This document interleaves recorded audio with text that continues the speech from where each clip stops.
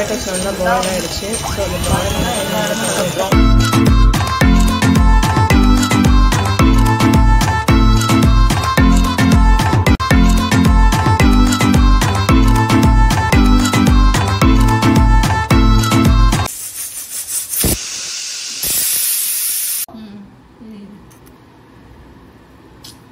ஒரே நிமிஷம்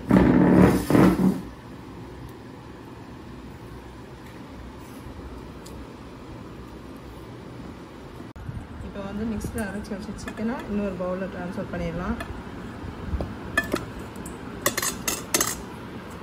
இப்போ இதுக்குள்ளேயே வந்து நம்ம வந்து வேக வச்சு மசிச்ச பொட்டேட்டோவும் எடுத்து போட்டுக்கலாம்.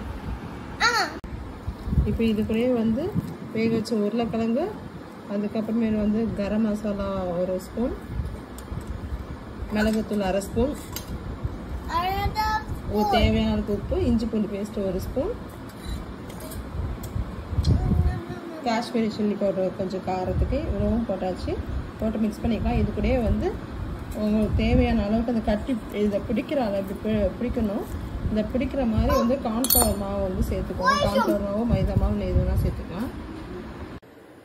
இப்போ பார்த்தீங்கன்னா இந்த லெக் பீஸ் இது பார்த்தீங்களா, இது எல்லாமே வந்து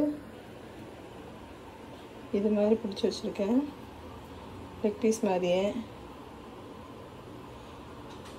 இப்போ இதை வந்து இந்த எண்ணெயில், சூடான எண்ணெயில் போட்டு பொரிச்சு எடுக்கலாம். இந்த பாருங்க எண்ணெய் போட்டாச்சு. இப்போ வந்து கொஞ்சம் ஸ்டவ் சிம்மில் வச்சுக்கோங்க. நல்லா சூடானதுக்கப்புறம் மீடியம் ஃப்ளேமில் வச்சுட்டு இது பொரிச்சு எடுக்கலாம். ஒரு பக்கம் வந்து கோல்டன் கலர் ஆனதுக்கப்புறமே வந்து திருப்பி போடுங்க. ஒரு பக்கம் வந்துடுச்சு, இன்னொரு பக்கம் வந்து எடுத்துடலாம்.